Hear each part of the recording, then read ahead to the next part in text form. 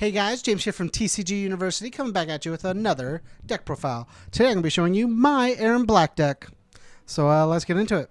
Okay guys, Erron Black is a 627 Air, Chaos, and Order character. He has 2 abilities. E, once per turn you can add up to 2 printed low attacks from your card pool to your momentum.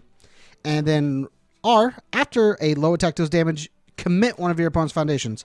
So if a low attack deals damage, you just get to choose one attack and make them commit one attack. You get to choose one foundation and make them commit it. It's like selective stun on damage, which is really, really cool. It forces your opponent to have to block. And then everything that they block, you just send to the momentum anyways with Erron Black. So it's really cool. We are playing this deck slightly differently than other decks would be played. I'm playing a flash deck. So we'll get to the fun of this. So first we're going to go over our cool flash attacks. We're playing 3 Hurricane of Death. It's a 6 low for 6, so it matches our low quota for our Erron Black here. Let's move that right there in frame. 6 low for 6. It's a 6 diff. Desperation at 5. Has flash, obviously. A 0 mid block, so it's really good on block, so you can block, add it later with Erron Black. Respond after you play this attack. Destroy one of your opponent's committed foundations. This attack gets a damage bonus equal to the printed difficulty of that foundation. This card can be really good as a secondary card or really good as a leadoff that really does either your opponent doesn't want to block and you get 6 damage and they commit a card, or if it's the second card, your opponent may have already committed 1 card because of Erron Black, and then you get to commit it. You get to destroy with Hurricane. It's super big attack. It's really cool. Then we're playing 4 Stinging Skull. It's a 4 low for 4. 2 low block, 4 diff, 3 control. Respond after it's blocked, your opponent commits a foundation. And then respond after it deals damage, your opponent loses another 2 vitality. So if it's not blocked, you'll commit one of your opponent's foundations. And this will be 6 damage worth. If it's blocked, they commit. If it's not blocked, you get to commit. It's a really good combo with Erron Black on the way he plays. Then we got 3 Wolfsbane. It's a 1 low for 5. If your opponent blocks it, you get to ready a foundation or an asset. We will mainly only ever ready foundations. And if it's not blocked, you get to commit something with Erron Black. So you got this cool, you better block it or I'll commit something. But if you block it, I ready something kind of game where you make your opponent pick and choose which one's the worst part for them. And then if not, it just deals 5 damage. So that's pretty neat. And then the other low attack, low flash attack is Bear's Bite. Bear's Bite is a 3 low for 3 with a 0 mid block. It's a 3 diff, 3 control, and then respond after you play this attack. Your next flash attack gets +2 damage. So you make all of your attacks bigger. The really cool part about this deck is the next card. We're playing 3 Silverfang Salvo. Silverfang Salvo is a 5 diff, 2 high for 5 flash attack with a 3 high block. Its only ability is respond. After you play this attack, it loses flash and gets multiple X. X equals the number of flash attacks you have played this combat phase. This card is really cool in the way Erron Black functions, in that you can play 2 flash attacks and then go into your Silverfang Salvo, make it lose flash and gain multiple X, and then you can do Erron Black and add your 2 flash low attacks to your momentum, now that you can play enhances with Silverfang. And then you just get to multiple 2 with Silverfang. This was basically the entire combo of what I wanted to do with Erron Black, was play this entire flash deck all under lows that just ends with Silverfang Salvo and just dumping that in. The deck worked a lot better than I thought it was going to. It was really fun to play. I actually think it has a lot of, like, as funny as it sounds, competitive legs just on how it functions. Erron Black has always been a little lackluster in the fact of he's just a 6-hander that doesn't pump damage or speed, doesn't really get much in the way of like advantage. And I feel like Flash kind of makes up for that in the sense of your opponent doesn't gain any advantage versus you because all of your attacks are Flash and you don't lose that advantage. And then you kind of equal out when you get to do Erron Black's thing and you get the multiples. So you kind of go even on the Silverfang Salvo and you're kind of going even on all of them because you can't really gain a whole lot with this. But your opponent can't also do that. They can't gain enough advantage to kind of control the match just because you're playing Flash. It's the reason like Lord Raptor does really well. Is because most of the time you're playing enhances going back and forth, and it kind of just eliminates half the game on that. So we have more attacks in the deck, but this is like the Flash part of the deck. We're playing 4 Healed by a Shaman. Healed by a Shaman is a 2/5 with a 2 high block that says that the only ability we can play on it is our commit. Discard your hand. After an attack is played, add 1 flash attack from discard pile to your hand. This works really well because, like, if you don't have the Silver Fang Salvo and you need it and it's in your discard pile, after you play your attacks, you can dish the rest of your hand to then pick up the Silver Fang Salvo to play it and then still get to do the combo. One of the cool things is, like I said, this like the card says, it gets multiple X, meaning it gets multiple equal to the number of flash attacks you've played.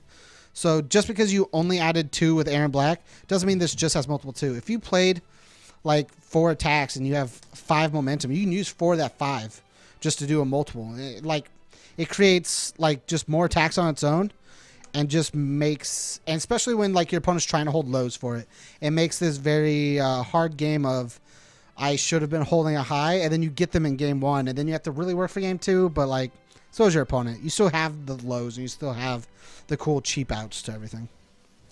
You got 3 Mind Trigger. Mind Trigger is a 1/5/3 mid block spam that says respond, check a 4. After a flash attack is played, it gets 1 damage.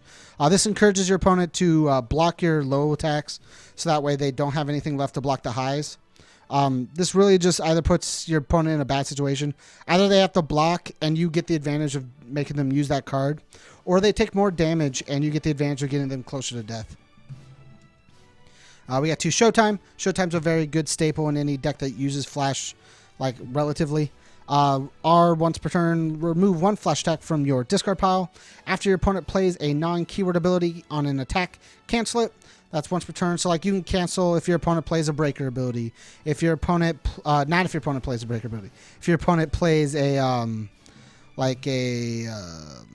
Nutcracker. If your opponent plays, like, Missile Launcher, Mill 4.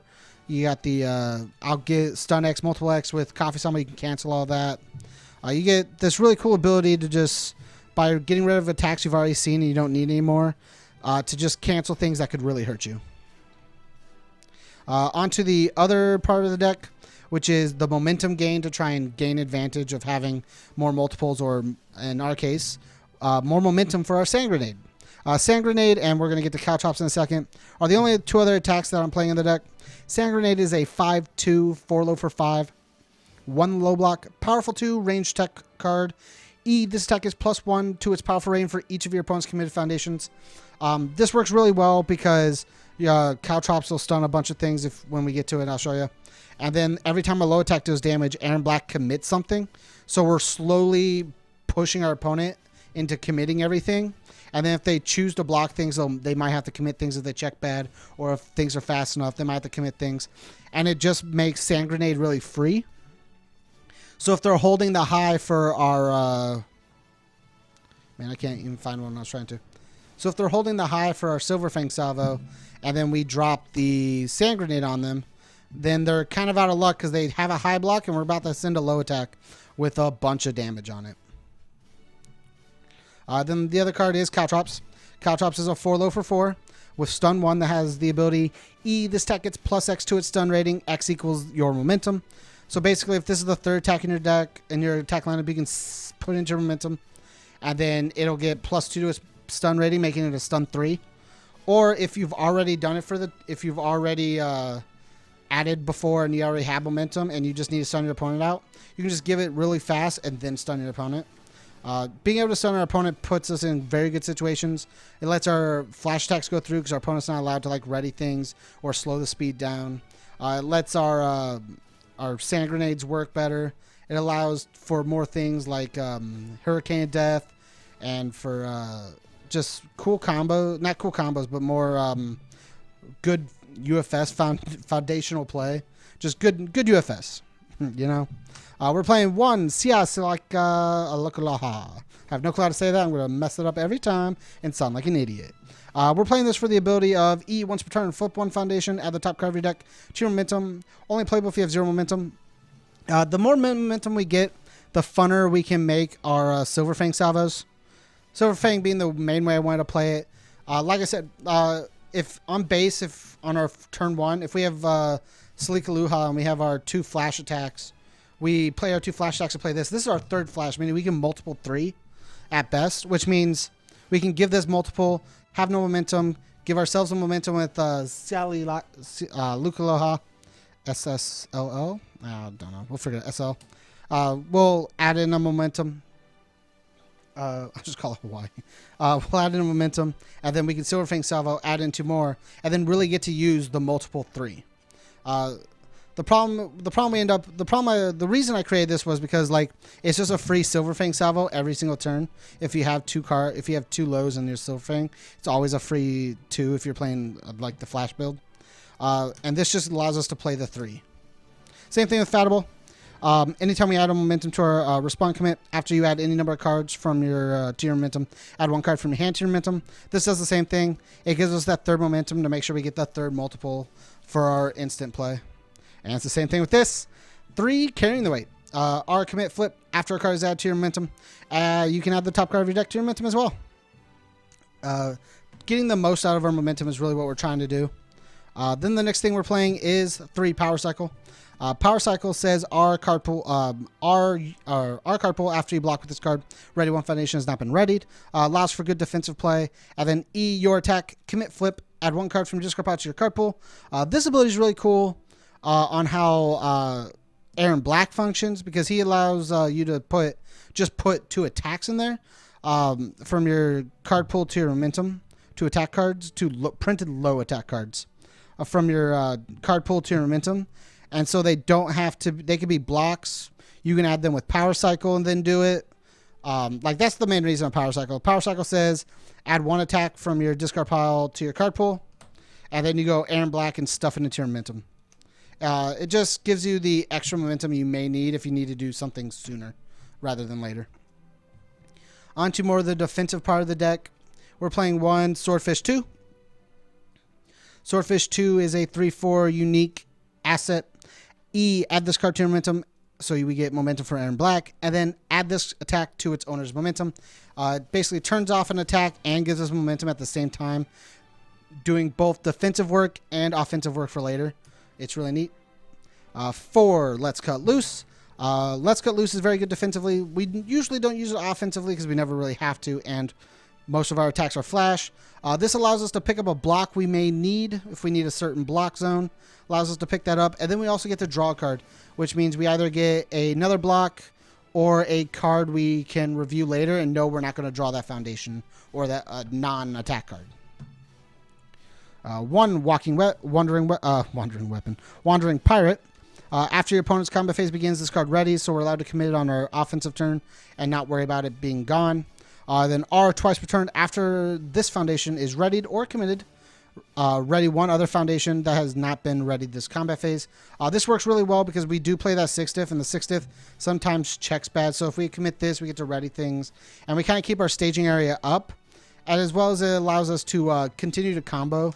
We can commit it, ready something else, and continue to play more cards. Next, we're playing 4 Prideful Personality. Prideful Personality is a 2/5 that's set with a 2 mid block that says enhance, flip, discard 2, draw 2. This works really well because sometimes we end up with no blocks and we really need a certain block, or we need low blocks and we only have highs and mids and we want to try and search for a high, or a low. It just allows us to really funnel our cards to figure out what we need.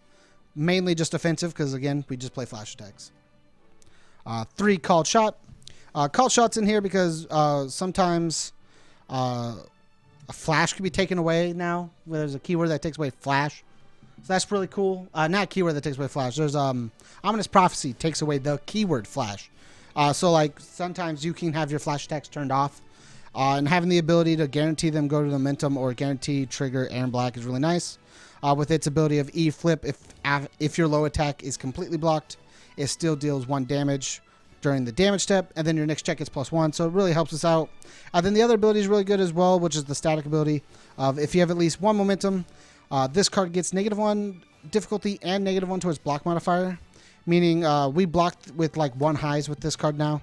It works really well as defensive and offensive pieces. 2 Betrayed by a Family. Betrayed by a Family is a 2/5 with a static that says it readies during our opponent's combat phase. At the beginning of our opponent's combat phase, and then R commit after your attack receives a speed or damage penalty due to your opponent's effect. you get to commit one of their foundations. This works really well because we play all flash, so if our opponent has any reactive ability to neg our damage or speed on flash to be able to block stuff like that, like Face of the Monster or something of that sort, we get to commit certain foundation. We get to commit things we don't want to deal with and get those out of the way so we don't have to worry about them. 3 extended lifespan. Extended lifespan is a 1/5 spam, and we mainly use it for the respond flip. After your opponent adds any number of cards to their hand, you get to draw 1 card. This keeps up our hand up during defense and offense. If our opponent does have like a reactionary draw, like Templar, or man, I can't think of another one, but like Templar or something like that, and they draw a card defensively to try and keep up with us, we get to draw as well and stay that 1 spot ahead of them. We're playing 3 Thrilled to Eat You. Thrilled to Eat You is a 1/5 spam with 1 ability that's first form commit. Your opponent commits 1 foundation, your next flash or weapon attack. This turn gets +2 speed, so we get to make our flash attacks or weapon attacks faster, and we get to commit things that works really well with our 6 diff Hurricane of Death, which gets to destroy a committed card. So we get to open up and use Hurricane of Death as soon as possible. But above that, we get to do more speed, and it means 1 committal on Erron Black. And then the last card we're playing is Hell's Reach. Hell's Reach is a 1/5 3 mid block that readies itself while committed. So you commit it to pass a check, you ready it, and then you have it ready for defense. We mainly play flash deck, where we mainly play flash attacks. So like we never get to do it on our turn, but doing it on our opponent's turn to play defense is very good for us. Thanks again for checking out the profile, guys. If you liked it, make sure to show me down below with a comment or leave a like. Make sure to share. If you want to support us, go to patreon.com/TCGU University. And as always, guys, stay learned.